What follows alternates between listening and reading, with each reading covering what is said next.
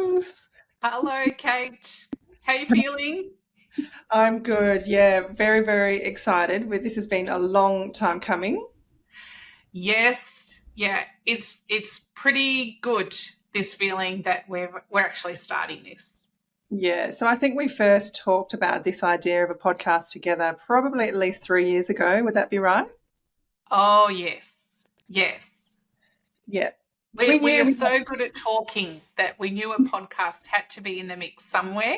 had, that's right. It's just a natural gift that you and I have that so many I women know. have. I know. And Kate, you think about all the times that we've spent on Zoom, following, delivering classes and all of that sort of thing. And the amount of amazing conversations that we've had. And we're like, Mm. oh, this would have made such a good podcast episode. Yeah, So, absolutely. Yeah, all the things that for those that don't know our background, you and I worked together as coaches, helping hundreds of women over the years to start and grow mm, their own businesses. And we'd run 6-week online programs thanks to COVID. Everything went online, and we'd have 20, 30 ladies in a room working with them together to grow their business. And you're right, the conversations we'd have were so profound. And I know so many ladies, and myself included, had big aha moments on a continuous basis, wasn't it? Just sharing yeah, those common experiences about being a woman doing business. Mm. yes, yeah. And as much as we like to think we're all unique and special, which we are, but when it comes to business, there are really common challenges that we're all facing as women. Mm. That's right. And that was the drive for you and I to start this podcast, Women Doing Business, because we have experienced over the years that it is very different. Yes, Mm. yeah. And we're still facing those challenges ourselves every day. Yeah. Yeah. And so, you know, as the famous Simon Sinek always says, who we all love and admire, um, Don't we? yeah, um, yeah. I mean, I still refer to his video, "How Great Leaders Inspire Action." I refer to that on a daily basis when I'm working with clients because it's the missing piece to me for in business and marketing, that business owners that don't get that principle of his golden circle, the three layers of why, how, what, simply don't Yeah, go on to thrive. Like, you've really got to embrace that concept and drive it through in all levels of your business to succeed. And so, yeah, for those of you that haven't seen it, I checked, because when you and I used to teach using that video, it had sort of 6-7 million views. I checked the other mm. day, and now the YouTube count is up to 66 million views. And Wow. Oh my yeah, and goodness. it's gone absolutely viral because it taps into a truth that every leader, every business owner needs to understand, right? Absolutely. Yes. Yeah, that concept of why. And he always says, start with why. And so, Sam, we shall start with why today in talking about why this Why? podcast. And do you know what, Kate? I think it's such an important question to answer, that why, but I don't think very many people get to the true essence of why. I Mm-hmm. think they skim along the top of a why, Mm-hmm. and then they have trouble connecting that to their business. And I think it's because a lot of people either don't know how or aren't willing to dig deep enough to actually find the real why, the one that's sitting there all lonely in the corner in the dark that Deep nobody down. pays attention to. So true. Yeah, Mm. there's why, and then there's why. and and I Yes. know that he always talks about, well, I think you reminded me that he talks about the 7 layers of why. Is that right? You asked why, and then you keep. Oh, yes. Does Simon talk about that? I can't remember. I've done so many different things around searching for your why, and it is a real journey to go on, and there's a lot of things that you have to face along the way to Yeah, find that real inner why, the one that's really driving you. exactly. And importantly, it's so critical to do that work, to dig deep, as uncomfortable as it can be, because it involves, as you and I know, pain, like, because usually our why is linked to life experiences that we've had that have affected us and created our, the way we view the world, and it drives those painful experiences they're like the fuel that drive what we do daily. And so when you dig deep to find your why, there is pain there usually. And that's the bit that people, especially in the business world, think, oh, well, this is business, so I don't need to go there, But you need to have that deep alignment between personal beliefs, values, life experiences, and your business. Because you and I have experienced firsthand, when those are out of alignment, business does not flow. It absolutely does not at all.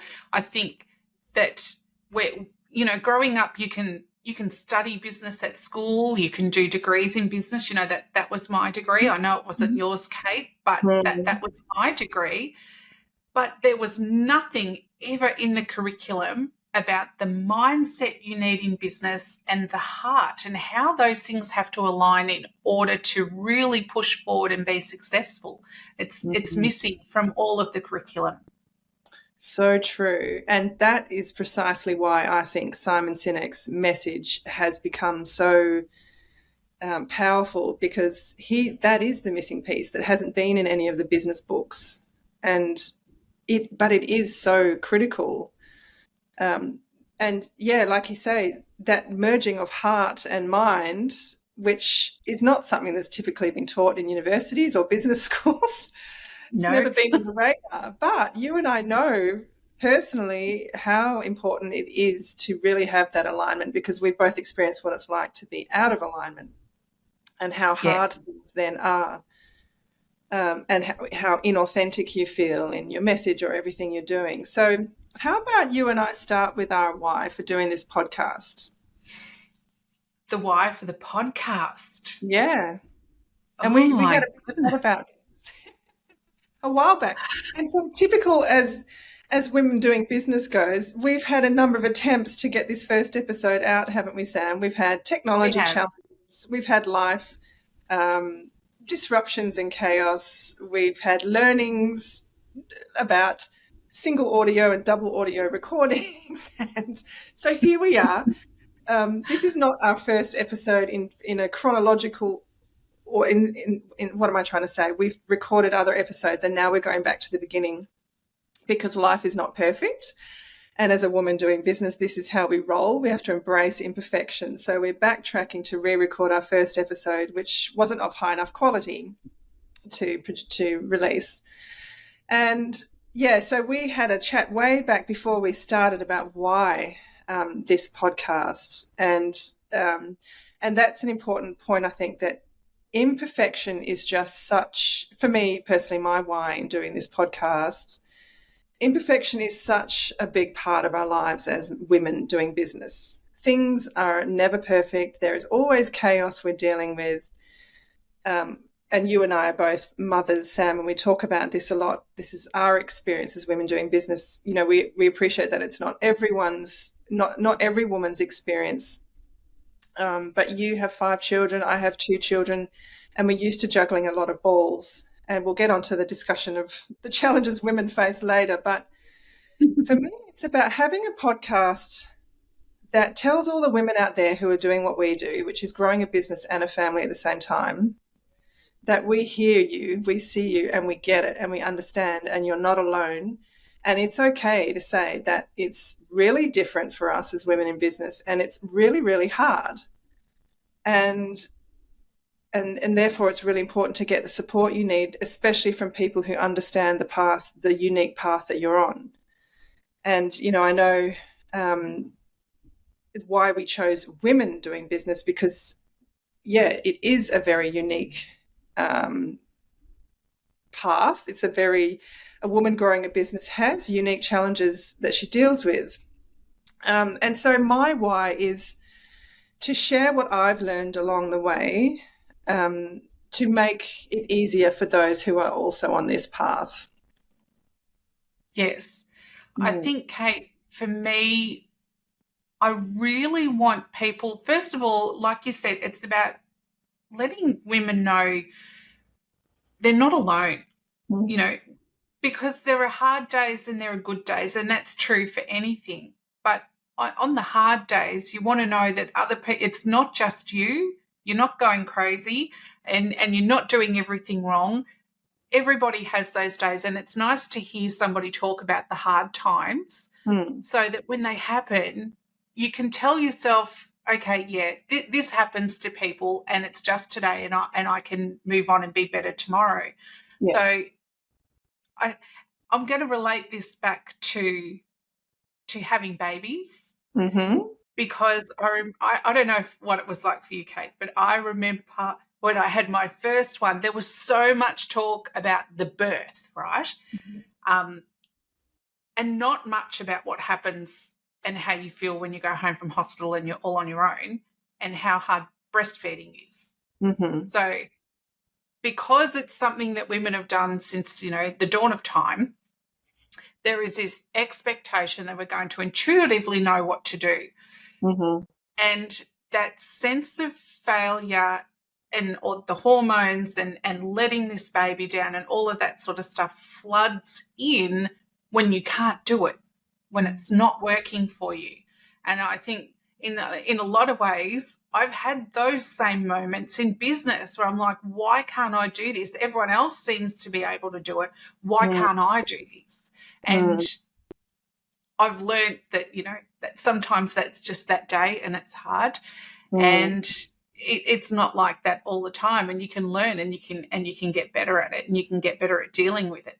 But I want to tell people, and I want to share with people that all those little nitty-gritty things that you sit there and go, why didn't anyone tell me? Why didn't anyone say anything? Yeah, that's absolutely right. It's like this almost taboo topic in a lot of ways, isn't it? That, we're not allowed to speak, mention the fact that, I've got 2 sick children at home today, and yet, and my husband's downstairs working from home as well. And so my first thought was, oh no, I can't do the podcast because it's going to be too noisy. But if we always wait for the perfect time, there is never a perfect time. And that's what I was talking about, imperfection. It's just such a natural part of our life, especially as a woman. And so, you and I will talk a lot about that. And I think back to our why, the reason you and I first talked about this is because, yes, there's so much collective wisdom between the two of us that we want to share with others to make it easier for them. And we are really passionate about seeing women succeed in business. And I think that's sort of the core of it, isn't it? We know how hard it can be, but we also know the joy and the satisfaction and the fulfillment of when you actually get through the valley of death and you're making profit and you're making a difference and you're making money, and how good that is, and how much we need more of that. We need more women thriving in business if we're ever going to tip the scales and have more women in leadership and, running big businesses that, that are making a big difference in the world. And I think the stats are still ridiculous. Something like all women, it's only 30% of women in leadership positions worldwide. Isn't that high? 30? Now I'm it questioning. Feels high. Yeah, it does, doesn't it? I'm not sure if that's the number, but anyway, we know that there are still so many barriers to women succeeding or like reaching higher levels in the corporate world. But when it comes to business, the stats are even worse. So the number of women that are actually running thriving $1 million plus businesses is literally, it's so small. And so women who are really, really, really thriving, like our beautiful Canva girl from Australia, who we love to use as our shining light of a role model. Yeah, what's possible. Yeah. Running it's worth billions now, Canva, isn't it? Like, yes. Yeah, and so what she's managed to do is a shining light for all of us that it's possible. Women can do this. But traditionally, and she was really lucky to get angel investment from way back. And I went to a conference here in Perth with the guy who was one of her original investors. And he said we felt like we were taking a massive risk, but we believed in her vision. And now he's just laughing because the money he's getting back on shares in that company is huge. But less than 3% of all capital funding raised around the world goes to women. And so that's where we have such a long journey to go in the entrepreneurship space and women in business, because we just don't have access to the funding that's required to get a business off the ground. No, and I think we're far too dismissive of the ideas that we do have, Kate, because women are so clever. We are so creative. And when you think about in our day-to-day lives, the amount of times that we have to solve problems and come up with alternatives and things like that. And, even something as simple as the last-minute costume for book week at school. Yep. I don't know if have you ever been caught out with no it's like, is that tomorrow? All the time. Yeah, all the time. Yeah, I always feel like the disorganized mother, and it gives me mother guilt, and I feel terrible, Yes, and you have to MacGyver some sort of outfit out of what you've got at home, because the shops are already closed and it was bedtime before your child reminds you that where's my costume for tomorrow, Mummy? Yeah. So, and I had a spectacular failure this year because we moved into our small rental apartment where we are now while we're renovating our home. And, of course, completely forgot to bring the costume box with us because that was just a non-essential item, and we were in this tiny apartment at the moment. And, it was book week or some dress-up day came along, and the night before the kids are like, what should we wear tomorrow? And we literally had nothing in the house. And so I had to send them not dressed up, but Sam, this comes back to a point that you made earlier about we allow this to happen. So in the sense that we need to push back and say, kids, it's your responsibility to remember book week, or, I think so much of that mental burden gets put on us, and we take it, we accept it and take it full on board and then blame ourselves. And so teaching our kids responsibility as well is another thing, isn't it? So, that's another rabbit hole we can get into later. But yes. Oh, Kate, I couldn't even tell you the amount of times that I used to say to my family, there are 6 of you, husband, 5 children. There are 6 of you, and all of you, my husband included, all of you are expecting me to remember your schedules, your timetables, your invitations, what you've got going on, and for me to be organised for you. And I'm like, I can't do that. I don't have the capacity to do that. And that expectation, where does that come from?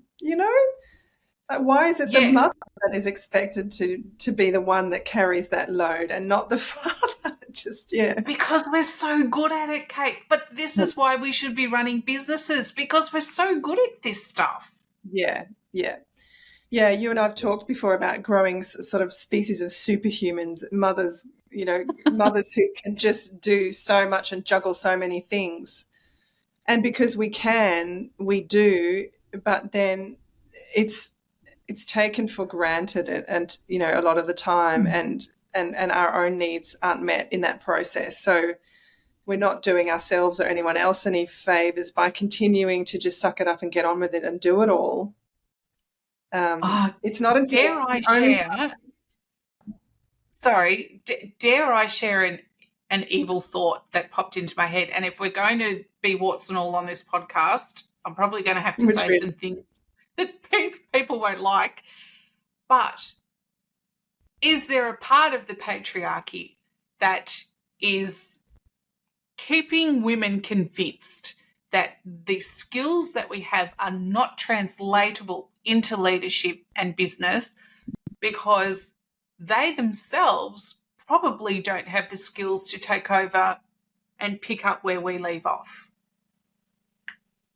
Oh, interesting. Could that be Yeah, possible? that could be possible. Probably at a subconscious level. I think most. Yeah, that's so interesting. That whole discussion that you and I often talk about the work we do in the home not being valued because we're not paid for it. It therefore inherently has a lower value or no value.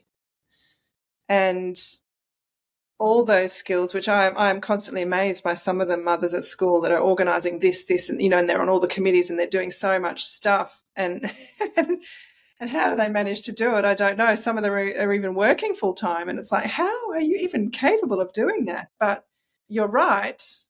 Um, we don't often see those skills being directly translated into the professional world. No, and they But could they be. I are so think they're powerful. grossly undervalued. Mm. And But it if you sounds like think what you're about it, saying. Oh, if you it think sounds about like you're it, saying.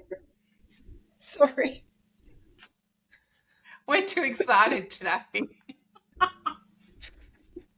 you go.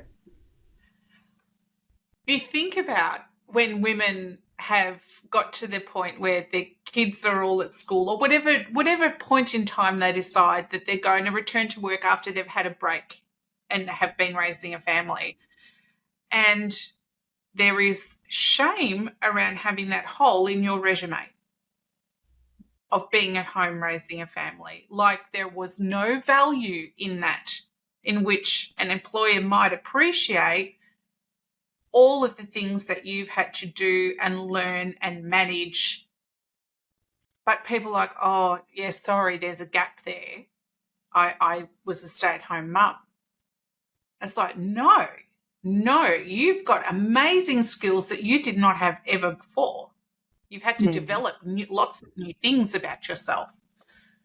And resilience, such huge resilience you build in being a mother in those early years. Yeah, I think yeah, number one absolutely. on that list should be able to work under extreme pressure. Yeah. Oh, and keep going even when you think you have no drop of energy left to do anything. You just have to Mm, keep going. Yeah, because yes. there's a little human depending on you or humans, and yeah, that's so true. And interestingly, Sam, I have a girlfriend who works in HR, and she did it so tough. Like you said, had to leave the workforce, had to really claw her way back in afterwards because the years that she had off were seen as not valuable, and she was demoted, and it was a really awful time for her. Even by other women in the workforce were not supportive of her taking time out to raise her children in the early Mm, years. It was particularly childless women that were giving her such a hard time, and which is so interesting as well. But mm, later, when she's back in this thriving career, she's very high up in government HR now, like a director and all the rest. So she's done amazing to overcome that. But she told me a time of when she was interviewing candidates for a position, and one of them was a male. And he came in, and she was used to seeing women who had gaps in their CV, and they would try to justify this gap in their mm. CV. This guy came in, and he had a 2 year gap in his CV, and he's put in there stay at home dad. And it was the most proud thing he wanted to talk about in his CV in the interview was he wanted them to know, I've been a stay at home. I stayed at home so my wife could continue her career. And it was seen as, this, oh, you are amazing. And it triggered my girlfriend so much because she'd had such a tough time taking time out that she put him on the scrap heap pile. She's like, no, I'm not taking it. Oh, see, And I think we yeah, can take a leaf out of his book. I think we should all be yeah, proud of that. and that's right. So Here's what I. Oh, sorry, you go. no, it's just like the pendulum swings, doesn't it? When you've experienced such, it's hardship, and then someone comes along and they're celebrating that hardship because it's seen differently. She's swung the other way, and she realizes now that wasn't a healthy reaction, but it triggered her so much because she had to suffer so much for her choice to take time out of her Mm, career. And yet for men, it's seen as some amazing contribution that we should celebrate. And, so there is absolutely a unfair, way in which we view those two different scenarios. But you're right, we do need to celebrate men doing that. But why do we need to celebrate men doing that, but we don't celebrate women doing that? We need to celebrate anybody that is doing that. Yeah, that's right. And I always say, raising the next generation, raising humans, what could be more valuable and important than that? And yet, because it's unpaid, it has no value. So Interesting. yeah. So where my mind has gone now is if we think about the traditional hierarchy of being promoted in the workplace into what we call a career. And I wish my brain operated a little bit more cooperatively so I could remember exactly who I heard this from, but I can't. But whoever was talking, whatever clever person was talking about the fact that people are promoted for the skills they have at any particular level. When they've got very good skills at that level, they will get promoted until they hit management. They aren't promoted for their management and leadership skills. They're promoted for technical skills in a particular job. And this is where I see the gap, because women or men who have taken time off from paid employment to raise children are very much learning those leadership and management skills. I think they're extremely transferable into a workplace. And so I would like to say to anybody who's looking at a management role to really play up the fact that you have been able to develop these skills at home. So you've got a work history of technical skills. Now you've got the leadership and management skills, and you can very much go for those roles to continue a career if that's what you want to do. Kate, I like to play a little game. I play with my children because my husband doesn't want to listen to me talk about it. I play this game called If I Were the Prime Minister, right? If I ran the country, this is what I would do, which is really easy to say when you don't have to deal with political parties and all the rest of it. Yeah. But I came up with one which I think was pretty good the other day, because I was thinking about the gender pay gap. And my thoughts were that this problem could be solved for women if we went more into business ownership. Because when we own a business and we grow a team and we can step outside of the business and have that still operate and still generating income, that means that you can have a period of raising a family without interruption to your career or your financial situation.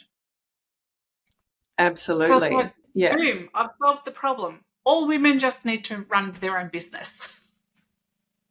Yeah, and it's why I started mine, is to have the freedom and flexibility to earn money while I raise my family, and it's why so many women start their own business. But what you're saying is we need to backtrack and start earlier so that your business is through to the profit, reproducible, sustainable profit by the time you have children, and you've got a team that can support you when you take leave. Yes. So that the business keeps running, producing revenue without you. I mean, that is the ultimate. Yeah, that's where we need to get to, isn't it? Yes. Yes. So imagine. So true. Imagine if we went a step even further back and we taught entrepreneurship and business ownership at school, so it was seen as a really respectable and viable career path for people, rather than every career path being go and work for this organisation or train as this and then you will go and work there. Jobs is the only career path that we present people with, really. And how good would it be if we said to girls at school, do your own thing, be your own boss, and then you can have an uninterrupted career financially. And no one's going to put your progression on pause because you might choose to have a family. That's a brilliant point. And I do see it happening more and more, at these entrepreneur incubators and so on. There are girls, pitching their ideas and getting support to run. So that is changing. And I think, you and I are of a vintage that's grown up differently. And Yes. and I imagine most people listening to our podcast would be, later in life as well, given that, yeah, we tend to resonate with those who are at a similar life stage as us, don't we? Yes, we do. But I mean, yeah, that would have been amazing because when I looked at my father, he did start his own business, and I saw that, and it seemed to me it was really tough in the first years, as it is for any business. He didn't have access to capital and he had to grow it from the ground up. Eventually he grew it to a thriving 30, 40 people engineering practice, and he did amazing. But I just remember how tough it was in the beginning. And I always thought in my mind, oh, I can't deal with that. That seems way too risky and way too hard, and I'm not sure I want to do that. And so I didn't consider starting my own business until I was forced, in my mid-30s to, I went through my dark night of the soul and my knees hit the floor after big life crisis, and I realized that I wasn't living my truth. And that was the first time when I considered being a business owner and doing things my way. But imagine if that wasn't the role modeling that we had, but rather that we could see all these examples of positive businesses. Where, what am I trying to say? I think the fact that my dad was a business owner and he did do really well gave me the confidence and the strength to know that it would work out, even though it's going to be hard for me in the first few years. I will get to where he got, with a thriving business and doing really well, because I had that positive role model. But I also saw how hard it was, and that was a deterrent. Whereas if like you say, if early on in our careers we teach girls and we teach young people about the benefits of entrepreneurship and give them the practical skills and the pathway and the roadmap to, like, this is the journey, this is what you have to do, this is how you have to raise capital if you need it, and it's not such a huge, difficult, risky thing, but there's a clear pathway and there's certain skills that you can develop, and it's like what we do at university. You're just learning how to run a business, right? And then you end up with these women who are running thriving businesses. By the time they have children, they can take some time off, have their kids, have their team run things while they're away, while, doing the bulk of the heavy lifting, and then they come back and they're on their way again. I mean, that's a beautiful solution. Yes, in my little perfect world where I run the world, yes. Yeah. But look, don't you think that...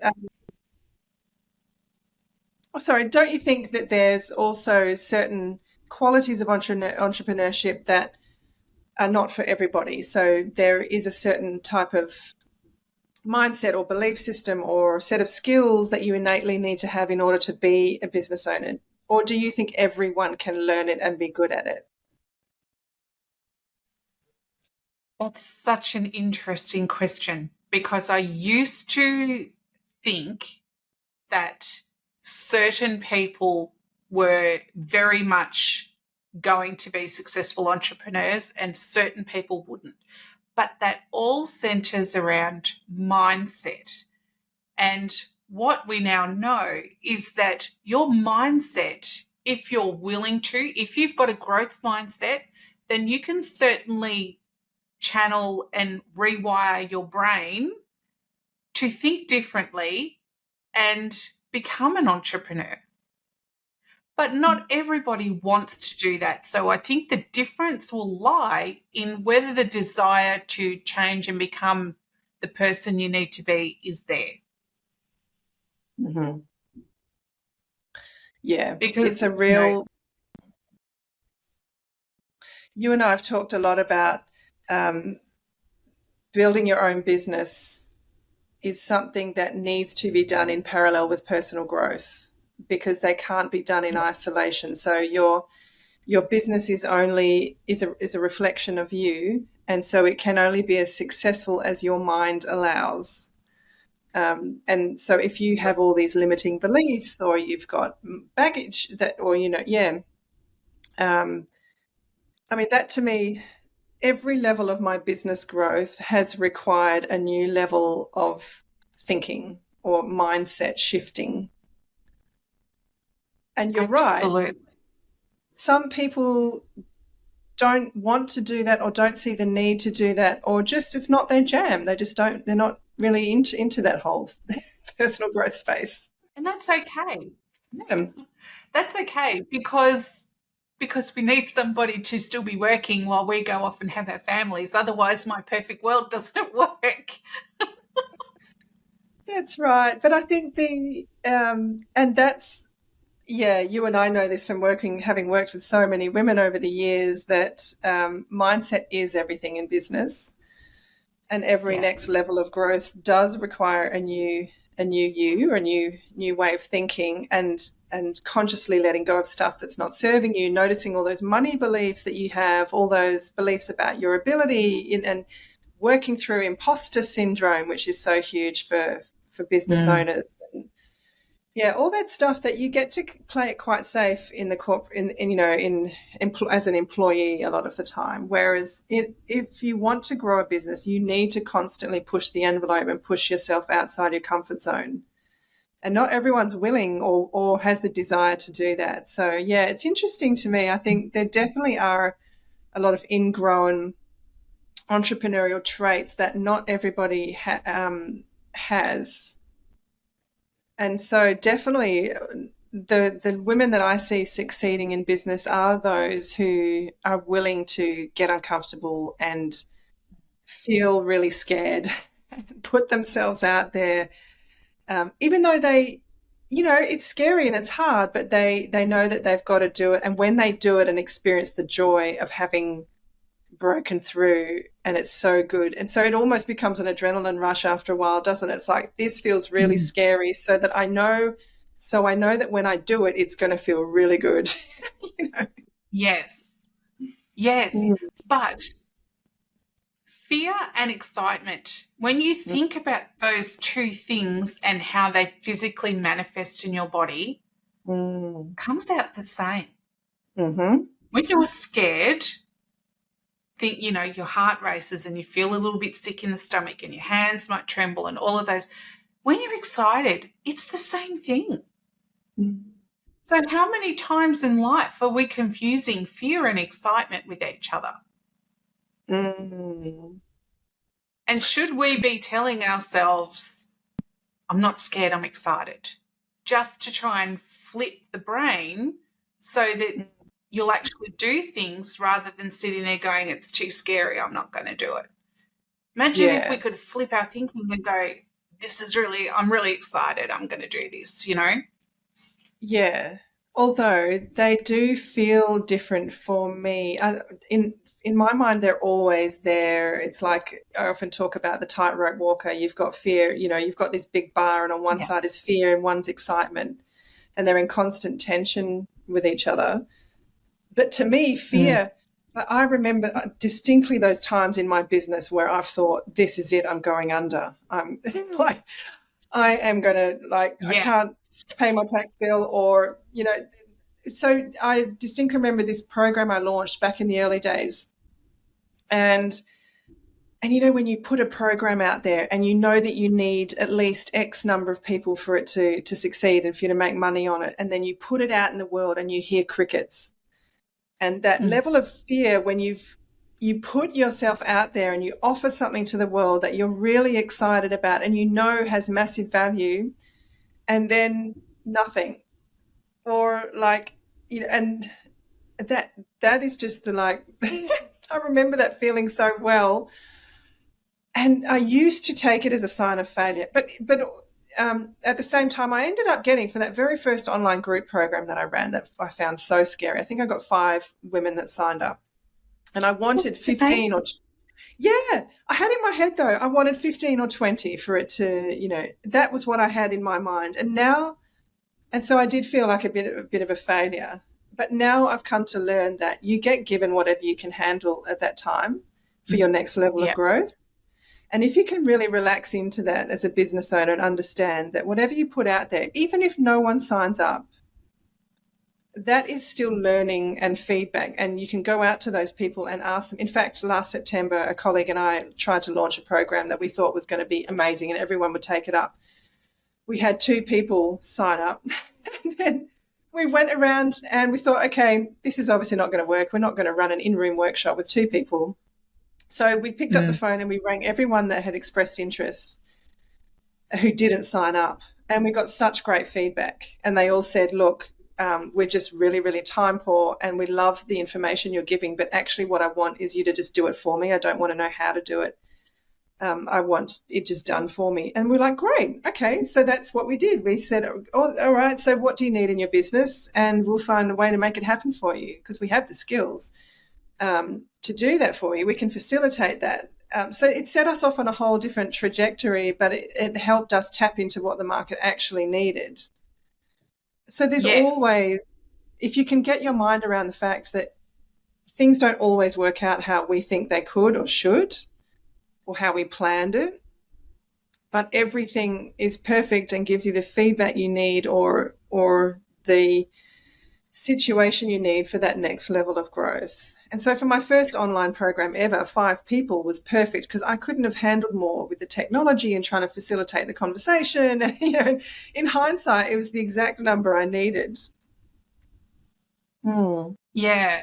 I'm so glad that you talked about how you learnt from the experience of getting 2 people and then having to ring around, because all too often, and we've both seen this, haven't we, Kate, where someone's launched something and it hasn't worked and they're like, well, that's it. I'm just going to shut up shop because it doesn't work. Mm-hmm. Quite often you do have a really good idea and you have an amazing product, but this is where marketing is so important, because you've got to communicate what you've got in a way that people want to hear, in a way that people get excited about, and a way in which the people decide that they're going to buy from you. And the way you're thinking about it isn't the way they are thinking about it while they're sitting in whatever they're sitting in. Yeah. And sometimes the idea is amazing. Like in our case, for example, the idea was amazing. People needed and wanted, but the delivery of that was not how they needed it. Yeah. That way that we were proposing. And so you've got to have the courage to go back and ask, okay, well, what do you need? And we could have packed up shop back then and just said, that's it. This is never going to work. But that's, like you say, as a business owner, you've got to constantly learn and adapt to the market needs. And that's the only way to survive. And you get some really great value out of that. In fact, sometimes the best learnings are when you do fail spectacularly, right? Absolutely. I think I'm going to swing this one back around to motherhood. When I think about the way that you manage a baby is one way, and we always talk about, so many people say, oh, the business is my baby, I love it so much, and they're pouring their heart and soul into this baby. But the baby needs to grow. And you want the baby to grow, but you're still treating it like a baby. So the baby becomes a toddler, and we all know what the terrible twos are like, don't we? But yes, the business owner isn't prepared for a toddler. They're sitting quite comfortably. They think they've finally figured out the baby, but they've got a toddler on their hands. That requires you to change. You need to manage differently. You need to think differently. You need to act differently. And this is where we're going back to mindset, where we're talking about as your business grows, you have to change. As your child grows, you have to change. Like when I think about how I've parented differently with each child and differently through each stage of growth through childhood, that's exactly what we have to do as business owners. And we make mistakes as parents, just like you're going to make mistakes in your business. You've got to learn from them. That's such a great analogy. Yeah, because babies always do unexpected things, and they're not what you want. That's not the idea you had for them or how you thought they should behave, or and up to not Nope. just babies, children in general, and you've got ones in their 20s now, right? So all the way Yes, along, they're not necessarily behaving according to how we think they should or could. And it is exactly the same with a business. It's like, wow, that is not how I thought this would go, and that's not how I wanted it to go, but that's what it is, and I have to adapt here and find a way forward. So that's so interesting. Gosh, yeah, that's like double resilience, isn't it? Being a mother and growing a it business, is. you've got And so now I'm Steve Jobs. They've moved out of home and the CEO's been sacked. I've been sacked. oh, that's funny. Yeah, they'll still come to you for CEO advice, though, I'm sure. Oh yes, yeah. Yeah, But yes, when I thought about that, and I was like, yeah, business doesn't stay a baby; it grows, and you've got to think about how you've got to grow with it. yeah. And the ultimate quality you can cultivate as a business owner, I think, is that flexibility of mind and an ability to relax control. So you have to be comfortable with not knowing, Yeah, but trusting that it will always be okay. And I know that's yeah, been a very hard learning for me because, we've always manufactured our careers, or we've always planned for stuff and we've made it happen. But you can't always do that in business because you really are at the mercy of the elements. Like, yeah, um, yeah, you are. Yeah, you are vulnerable as a business owner, and that's really scary. Going back to that fear, it is. Yeah, um, and I think the number one fear comes from that financial security as a business owner. If something you try doesn't work and the money's not there, then that puts us into a real primal, fearful state. But it what I've had does. to do over the years when I've been in that state of fear is really just relaxing that fear and focusing on trusting that I don't know how it's going to work out, but it just is. And inevitably, it always does. And I've been in really scared, like shit scared places where I'm like, yeah, as I said before, that's it. This is what's taking me under. I'm out, and then choosing really consciously, no, there's going to be a way forward. I don't know what it is, but it's going to appear and I'm going to be okay. And it always is. Mm. Easy to say to someone who's really, but that's the reason why 85% of small businesses fail, in my mind. It is so scary to sit in that place of uncertainty and to trust that if you have a good strategy, if you have good support, if you're doing the right things, if you're staying agile, if you're pivoting, if you're listening to the market, if you're doing everything and showing all the things and showing up every day with it, good attitude, and it does work out. Yeah. So, and I know, Sam, you have to go because you've got children pick up. So we'll have to finish this discussion at another time. But We should start yeah, earlier. and yeah, I know. And we did try, but yeah. We shall be back again soon. And Sam, you have a wonderful afternoon with your children. Thank you, Kate. You have a wonderful day with your children. I hope they feel better soon. So do I. Yeah, no, they're quite sick at the moment. But we shall be back with Yeah. another episode in a week's time. And until Yes, then, and bye for now, everyone. bye.